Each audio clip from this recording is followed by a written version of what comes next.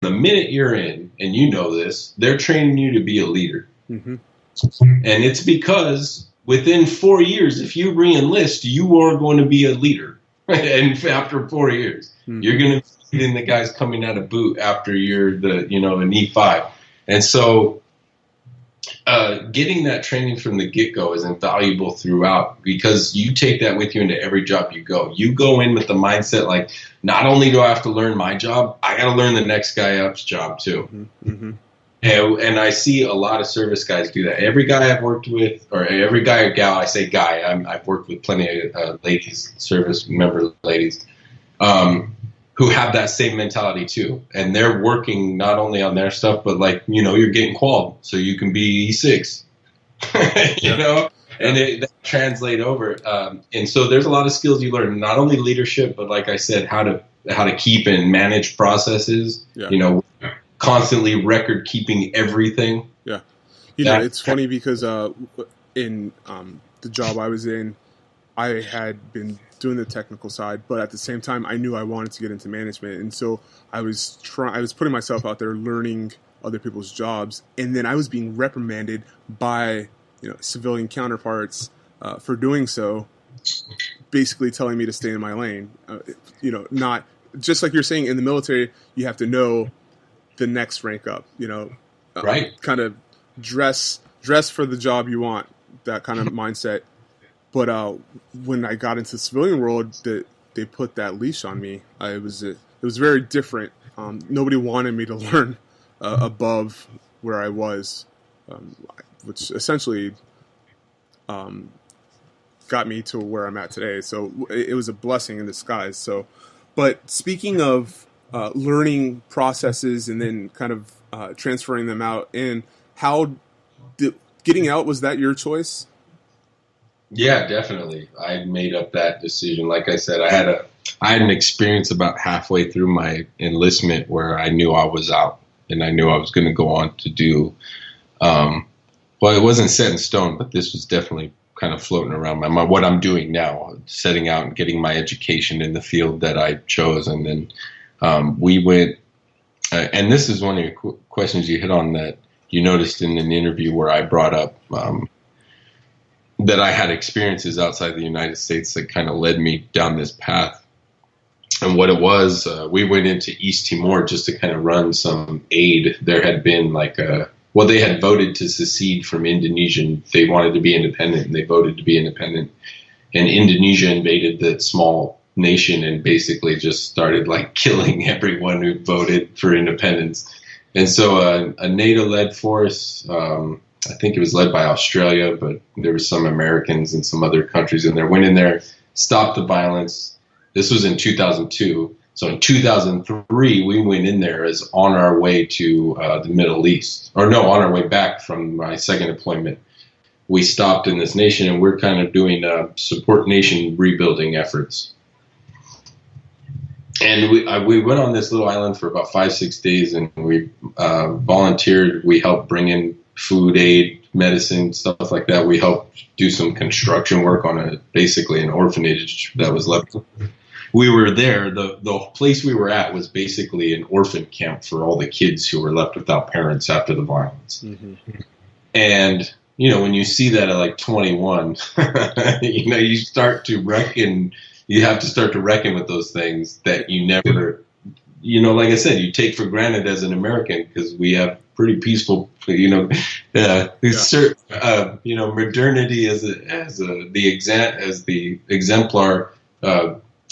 We have a really peaceful process here with our government, and that kind of thing, that just seeing the effects of that kind of political violence really just kind of set me up. And I always kind of had a patriotic bone in my body, and you grow up, you did it too, you grow up in hearing the glorification of America, and you love it, and as I should. There's no one that's more enamored with our system of government than me.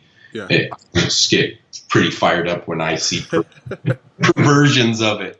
So that really sparked my interest to be like, okay, I just figured out where I want to spend my life serving, and it's not in the military. Yeah. I knew that I wanted to spend a life of public service, and I think that's why the military was always kind of floating in my mind. So you made this decision at did you make that decision at that point, or did that kind of that was just kind of a spark that lit this fire that caught on, and then later on you found something else out and it just kind of blew up out of there? Or was it a progressive mindset, or was it a direct I know it right now mindset? No, you hit on it. It wasn't a eureka moment. Having that experience, we stayed there for 6 days, and when you're in the midst of that, your senses are focused on your surroundings. I'm taking in everything. I'm looking at these 60 or so kids and trying to picture, why they're there. And you just sit there and run these imaginary scenarios in your head of how their parents died and why their parents died. And, just reckoning with that for the next month that I took that away from me and going, just mulling that over my head. And what I did from there is I had that kind of thought wow, I never experienced anything like that before. We don't go through, start thinking about our history and just mulling these things over in my head. And what I did is I just started reading. I just started reading books kind of about our government and our history and the history of governments around the world and war and politics, and that it was a slow amalgamation of basically the next year and a half of 2 years of thought and study and research that I figured out okay, that's it. I got to get out now. And then it was I was short. I was already under a year. I told all my higher ups that I wasn't going to re-enlist, that I was getting out. And so, yeah, it wasn't like a aha moment and shit. To be honest, oh, sorry. Can you curse on? Yeah, you can do whatever you want. All right. I'm sure we've already hit our curse limit, if there had been one. So. All right. Right. That I'm so unconscious of it, but that's the first one I noticed. You and me both. I didn't even really know how to pursue what I had come to think I wanted to pursue after I even got out. Like I said, college was such a foreign concept to me where I grew up and in my family, that when I got out, I almost missed the deadline to register for school, because I got a job right away. I got 2 jobs right away, actually, and I started living with Sarah. I was already living with Sarah at the time, but I got 2 jobs, and then someone I had met by happenstance at the gym, at the job I got at the gym, was talking to me about, just meeting, and we were chit-chatting, and, I'm telling her, I think I want to go to school to study this. And she's like, well, it just so happens that I'm a counselor at this community college over here in San Diego.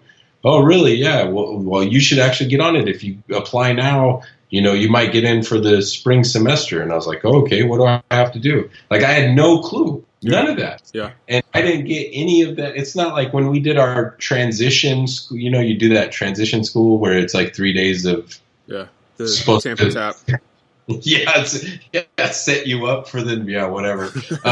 Why wouldn't you have a college counselor in there telling you how to register for college and shit like that? So those kind of things I kind of stumbled around at first, trying to figure out how I was going to do what I was going to do. But as soon as I got into school, community college, I knew I had to start there, but knowing how to apply and when does classes start, that was just foreign to me. Not that I couldn't have found out. I did, obviously.